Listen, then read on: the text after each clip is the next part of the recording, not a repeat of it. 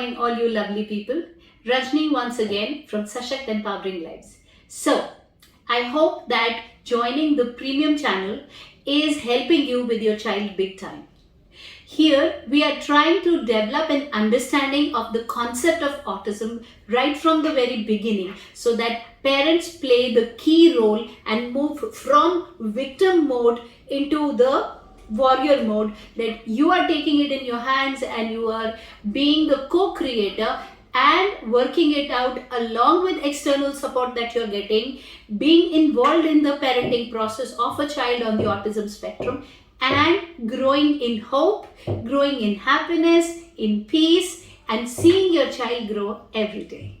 So, going back to the 5-finger model, if we actually trace our journey when we started with the premium channel, the basic purpose, the main aim, behind putting up a premium channel was that I wanted that there is enough information out there on the internet as well as from my videos and outside, but for a parent it is not put into a structured format, and that makes it very difficult for the parent.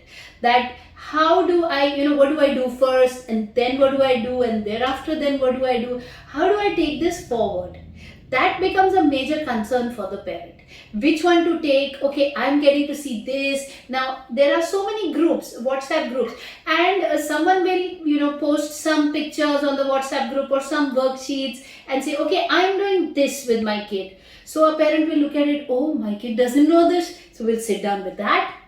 And then another day, something else will come up. So it becomes a complete mesh. Not saying that all of those things are not important, but everything has to be in a specific order, because one thing leads to another and the parent needs to know why are they doing that which they are doing. And that was the main aim of starting the premium channel.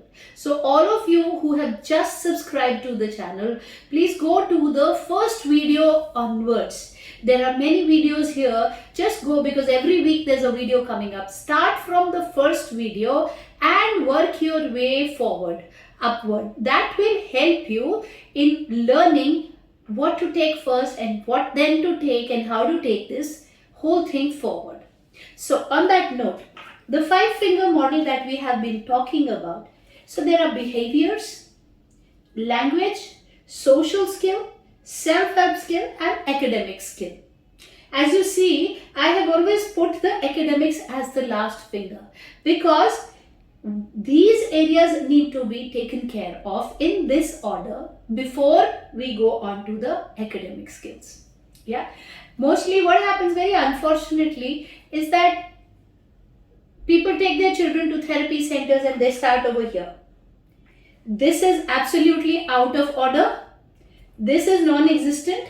This is non-existent. And because of these three not being in sync and being in place, the fourth one, parents have not given any opportunity. All they have done is taken the kid for this. And then the poor therapy center is being blamed. I will not say that it is the therapy center's fault, because these areas of homework which a parent was supposed to do, and I wouldn't blame the parent also, because of a lack of awareness. They say your kid has a condition, you have to take the kid to a therapist. That's what the parent does. He takes to the therapist, but then the therapist is only working here. Academics. What about all of these? Alright, there are people who are behavior therapists, so you're taking them over there. But without the parents' active involvement, things don't seem to work. Also, you take OT, but behaviors arising out of occupational therapy needs and sensory disintegration or sensory dysfunction will be helped by OT. But behaviors which are manipulative in nature, that require proper behavior correction techniques, that the autist, it's like expecting a wrong thing from a wrong person. It's not the autist's fault.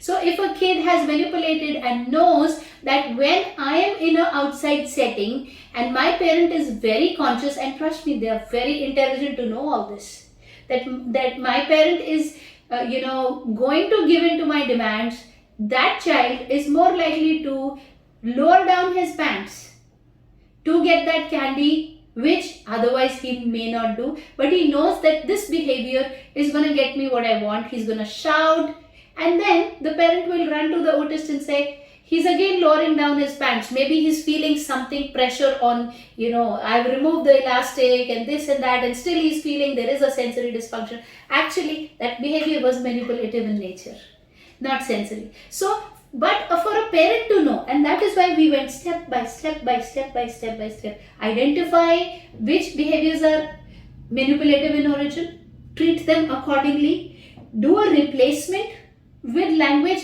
develop step-by-step language so that the kid knows what to say, where to say, how much to say, when to say, okay, how to convey. Then using language as a tool, get the kid to be friends with other children, which is what we just finished in our previous series, the social.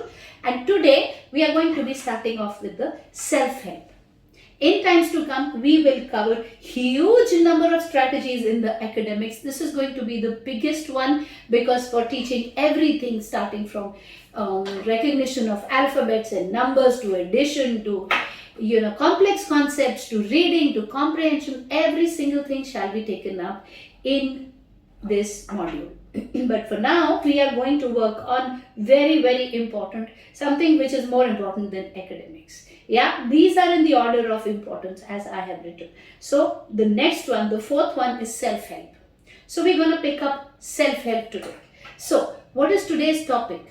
Today's topic is how a parent who has a kid on the autism spectrum has to be a little changed in his process of thinking. I mean, it's about a lifestyle change. And this reminds me of when I went to, one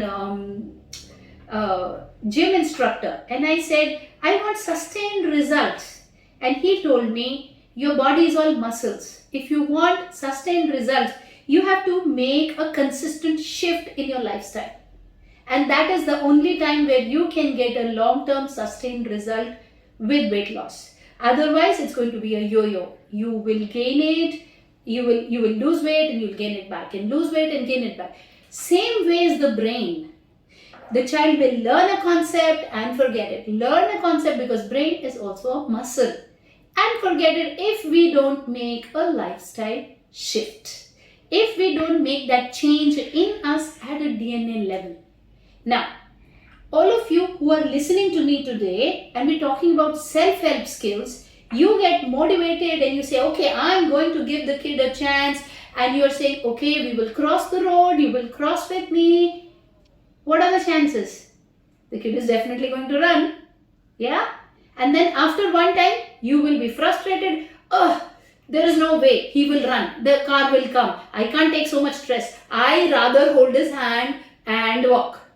Yeah, so that I am not stressed out. And then we will put the entire thing on sensory. He has a sensory overload. That's why he runs on the road. He cannot understand.